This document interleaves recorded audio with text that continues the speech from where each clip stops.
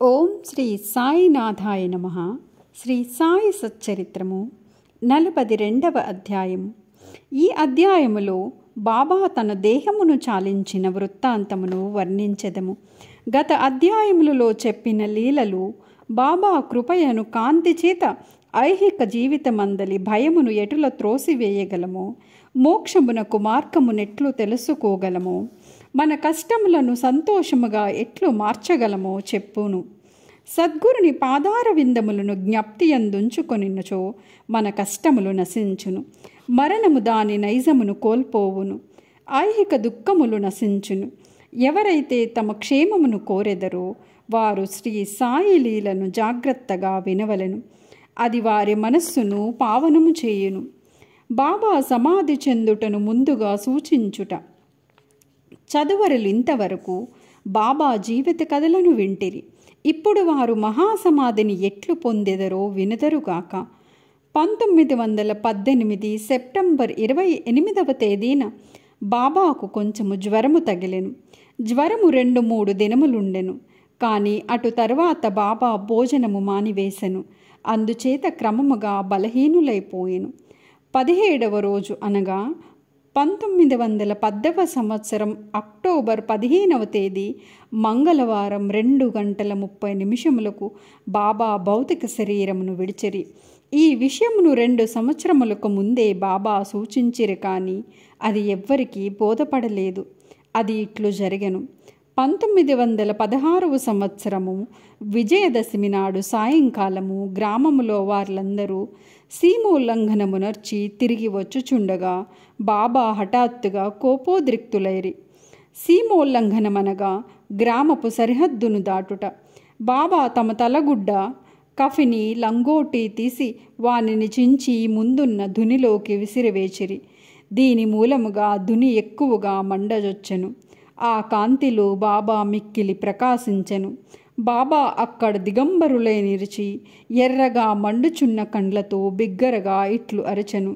ఇప్పుడు సరిగా గమనించి, నేను హిందువునో మహమ్మదీయుడనో చెప్పుడు. అచటనున్న ప్రతివాడు గడగడ వణికిపోయెను. బాబా వద్దకు పోవుటకు ఎవ్వరూ సాహసించలేకపోయిరి. కొంచెంసేపటికి బాగోజీ సిందే ధైర్యముతో దగ్గరకు పోయి లంగోటీని కట్టి ఇట్లనెను, బాబా, సీమోల్లంఘము నాడు ఇది అంతయు ఏమి? ఈరోజు నా సీమోల్లంఘనము అనుచు బాబా సటకాతో నేలపై కొట్టెను. బాబా రాత్రి 11 గంటల వరకు శాంతించలేదు. ఆ రాత్రి చావడి ఉత్సవము జరుగునో లేదో అని అందరూ సంశయించిరి. 1 గంట తరువాత బాబా మామూలు స్థితికి వచ్చెను. ఎప్పటి వలె దుస్తులు వేసుకొని చావడి ఉత్సవమునకు తయారయ్యను. ఈ విధముగా బాబా తాము దసరా నాడు సమాధి చెందునని సూచించిరి, కానీ అది ఎవరికి అర్థము కాలేదు. దిగువ వివరించిన ప్రకారము బాబా మరి ఒక సూచన కూడా చేసెను. రామచంద్ర తాత్యాకోతే పాటిల్ల మరణము తప్పించుట. ఇది జరిగిన కొంతకాలము పిమ్మట రామచంద్ర పాటిలు తీవ్రముగా జబ్బుపడెను. అతడు చాలా బాధపడెను. అన్ని ఔషధములను ఉపయోగించెను, కానీ అవి గుణమును ఇవ్వలేదు. నిరాశ చెంది చావుకు సిద్ధముగా ఉండెను. ఒకనాడు నడిరేయి బాబా అతని దిండు వద్ద నిలిచెను. పాటిల్ బాబా పాదములు పట్టుకొని, నేను నా జీవితముపై ఆశ వదులుకొన్నాను. నేను ఎప్పుడు మరణించెదనో దయచేసి చెప్పుము అనెను. దాక్షిణ్యమూర్తియగు బాబా, నీవు ఆతురత పడవద్దు. నీ చావు చీటి తీసివేసితిని. త్వరలో బాగుపడదవు. కానీ తాత్యాకోతే పాటిల్ గుర్చి సంశయించుచున్నాను. అతడు 1840 నుండి 1918 వరకు జీవించి విజయదశమి నాడు మరణించును. ఇది ఎవరికి తెలియనీయకు. వానికి కూడా చెప్పవద్దు. చెప్పినచో మిక్కిలి భయపడును అనిరి. రామచంద్ర దాదా జబ్బు కుదిరెను, కానీ అతడు తాత్యా గూర్చి సంశయించుచుండెను. ఏలన బాబా మాటకు తిరుగులేదు కనుక తాత్యా 2 సంవత్సరములలో మరణము చెందుననుకొను. దీనిని రహస్యముగా ఉంచెను. ఎవరికి తెలియనీయలేదు. కానీ బాలాషింపికి మాత్రమే చెప్పెను. రామచంద్ర పాటిల్, బాలాషింపి ఈ ఇరువురు మాత్రమే తాత్యా గూర్చి బాధపడుచుండిరి. రామచంద్ర దాదా త్వరలో పక్క నుండి లేచి నడువసాగెను. కాలము వేగముగా కదిలిపోయెను. 1918 భాద్రపదము ముగిసెను. ఆశ్వీయుజ మాసము సమీపించుచుండెను. బాబా మాట ప్రకారము తాత్య జబ్బు పడెను, మంచము పట్టెను. అందుచేత బాబా దర్శనమునకై రాలేకుండెను. బాబా కూడా జ్వరముతో ఉండెను. తాత్యాకు బాబా యందు పూర్తి విశ్వాసముండెను. బాబా శ్రీహరిని పూర్తిగా నమ్మియుండెను. దైవమే వారి రక్షకుడు. తాత్య రోగము అధికమయ్యెను. అతడు కదలలేకపోయెను. ఎల్లప్పుడూ బాబాని స్మరించుచూ ఉండెను. బాబా పరిస్థితి కూడా క్షీణించెను. విజయదశమి సమీపించుచుండెను. రామచంద్ర దాదాయు బాలాశింపి తాత్య గూర్చి మిగుల భయపడిరి. వారి శరీరములు వనకజొచ్చెను. శరీరమంతయు చెమటలు పట్టెను. బాబా చెప్పిన ప్రకారము తాత్య చావు దగ్గరకు వచ్చెను అనుకునిరి. విజయదశమి రానే వచ్చెను. తాత్య నాడి బలహీనమయ్యెను. త్వరలో ప్రాణము విడుచునని అనుకునిరి. ఇంతలో గొప్ప వింత జరిగెను. తాత్య నిలచెను. అతని మరణము తప్పెను. అతనికి బదులుగా బాబా దేహత్యాగము చేసెను. వారిలో వారు మరణము మార్చుకొన్నట్లు కనిపించెను. బాబా తన ప్రాణమును తాత్య కోసమే సమర్పించెనని జనులు అనుకొనిరి. బాబా ఎందుకిట్లు చేసెనో బాబాకే తెలియను. వారి కృత్యములు గోచరములు. ఈ విధముగా బాబా తన సమాధిని సూచించిరి. తమ పేరుకు బదులు తాత్యా పేరు తెలిపిరి. ఆ మరుసటి ఉదయం అనగా అక్టోబర్ 16వ తేదీన పండరీపురములో దాసగునుకు బాబా స్వప్నమును సాక్షాత్కరించి ఇట్లనిరి. మసీదు కూలిపోయినది. వర్తకులు నన్ను చాలా చికాకు పెట్టిరి. కనుక ఆ స్థలమును విడిచిపెట్టినాను. ఈ సంగతి నీకు తెలియచేయుటకే వచ్చినాను. వెంటనే అక్కడకు పొమ్ము. నన్ను చాలినన్ని పుష్పములచే కప్పుము. షిరిడీ నుంచి వచ్చిన ఉత్తరము వలన కూడా దాసుగునికి సంగతి తెలుసెను. అతడు వెంటనే శిష్యులతో షిరిడీకి చేరెను. భజన కీర్తన ప్రారంభించెను. బాబాను సమాధి చేయుటకు ముందు రోజంతయు భగవన్నామ స్మరణ చేసెను. భగవన్నామ స్మరణ చేయుచు ఒక చక్కని పువ్వుల హారమును స్వయముగా గుచ్చి దానిని బాబా సమాధిపై వేసెను. బాబా పేరుతో అన్నదానము చేసెను. లక్ష్మీబాయి సింధేకు దానము.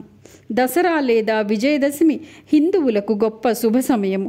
ఈ దినమున బాబా సమాధి చెందుటకు నిశ్చయించుకొనుట మిగులు సవ్యముగా ఉన్నది. కొన్ని దినముల నుండి వారు వ్యాధిగ్రస్తులుగా ఉండిరి. లోపలు మాత్రము పూర్ణ చైతన్యులుగా ఉండిరి. చివరి సమయమప్పుడు హఠాత్తుగా ఎవరి సహాయము లేకుండా లేచి కూర్చుండి మంచి స్థితిలో ఉన్నట్లు కనపడిరి. అపాయ స్థితి దాటినదని బాబా కోలుకొనుచుండెనని అందరూ అనుకొనిరి. తాము త్వరలో సమాధి చెందెదమని బాబాకు తెలియను. కాన లక్ష్మీబాయి సింధేకు కొంత ద్రవ్యము దానము చేయ నిశ్చయించుకొనిరి. బాబా సర్వజీవ వ్యాపి. ఈ లక్ష్మీబాయి సింధే ధనవంతురాలు, సుగుణవతి. రాత్రింబవళ్ళు ఆమె మసీదులో బాబా సేవ చేయుచుండెను. రాత్రి సమయమందు భక్తమహల్ సాపతి, తాత్య, లక్ష్మీబాయి సింధే తప్ప తదితరులెవ్వరూ మసీదులో కాలు పెట్టుటకు ఆజ్ఞ లేకుండెను. ఒకనాడు సాయంకాలము బాబా మసీదులో తాత్యాతో కూర్చొనియుండగా లక్ష్మీబాయి సింధే వచ్చి బాబాకు నమస్కరించెను. బాబా ఇట్లనెను, ఓ లక్ష్మి, నాకు చాలా ఆకలి వేయుచున్నది.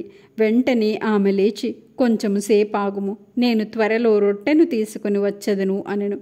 అనిన ప్రకారము ఆమె త్వరగా రొట్టె కూర తీసుకుని వచ్చి బాబా ముందు పెట్టెను. బాబా దానిని అందుకొని ఒక కుక్కకు వేసెను.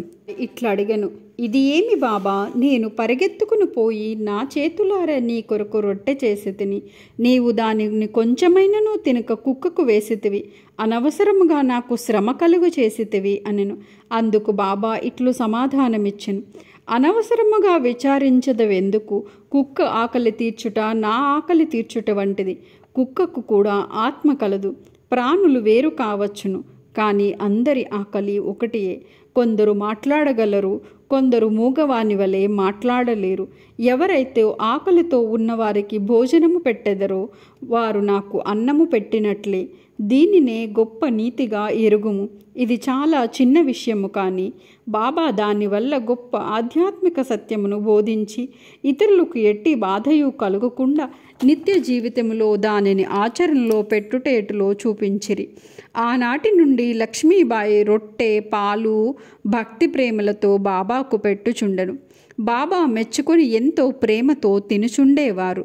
అందులో కొంత తాను తిని మిగిలినది రాధాకృష్ణమాయికి పంపుచుండెను. ఆమె బాబా భుక్తశేషమునే ఎల్లప్పుడూ తినుచుండెను. ఈ రొట్టె కథను విషయాంతరముగా భావించరాదు. దీనిని బట్టి బాబా సర్వజీవులి యందు కలడని తెలుసుకొనగలము. బాబా సర్వవ్యాపి, చావు పుట్టుకలు లేనివారు, అమరులు. బాబా లక్ష్మీబాయి సేవలను జ్ఞప్తి ఇందుంచుకొనిరి. ఆమెను మరచుట ఎట్లు?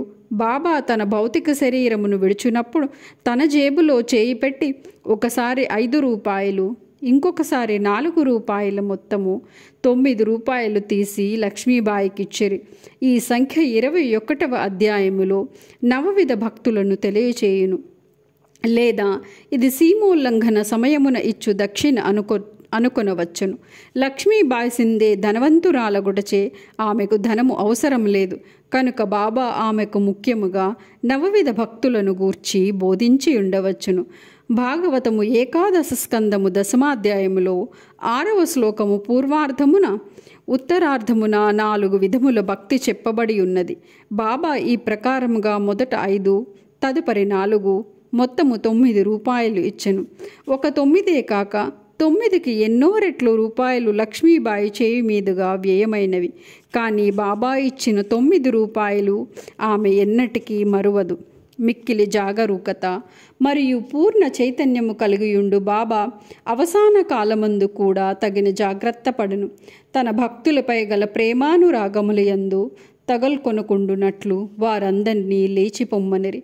కాకాసాహెబ్ దీక్షిత్, బాపు సాహెబ్ బూటి మొదలగువారు మసీదునందు ఆందోళనతో బాబాను కనిపెట్టి ఉండిరి. కానీ బాబా వారిని వాడాకు పోయి భోజనము చేసి రండనిరి. వారు బాబాను విడువలేకుండిరి.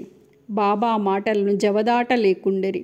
మనస్సునందు ఇష్టము లేనప్పటికీ వారు పోలేక మసీదు విడిచిపోయిరి. బాబా స్థితి అపాయకరముగా ఉండెనని వారికి తెలియను. కనుక వారు బాబాను మరువకుండిరి. వారు భోజనమునకు కూర్చుండిరే కానీ వారి మనస్సు బాబాపై ఉండెను. వారు భోజనము పూర్తి చేయక మునిపే బాబా తమ భౌతిక శరీరము విడిచెనని వార్త వచ్చెను. భోజనములను విడిచి అందరూ మసీదుకు పరిగెత్తిరి. బాయాజీ అప్పాకోతేపై బాబా దేహము ఒరిగి ఉండెను. వారు నేలపై గాని తమ గద్దెపై కానీ పడలేదు. తమ స్థలములో ప్రశాంతముగా కూర్చుండి తమ చేతితో దానము చేయుచు శరీరము విడిచిరి. యోగులు శరీరము ధరించి ఏదో పని మీద భూలోకమునకు వత్తురు. అది నెరవేరిన పిమ్మట వారెంత నెమ్మదిగాను సులభముగాను అవతరించిరో అంతే శాంతముగా వెళ్ళెదరు. 42వ అధ్యాయము సంపూర్ణము. సద్గురు శ్రీ సాయినాథార్పణమస్తు. శుభం భవతు.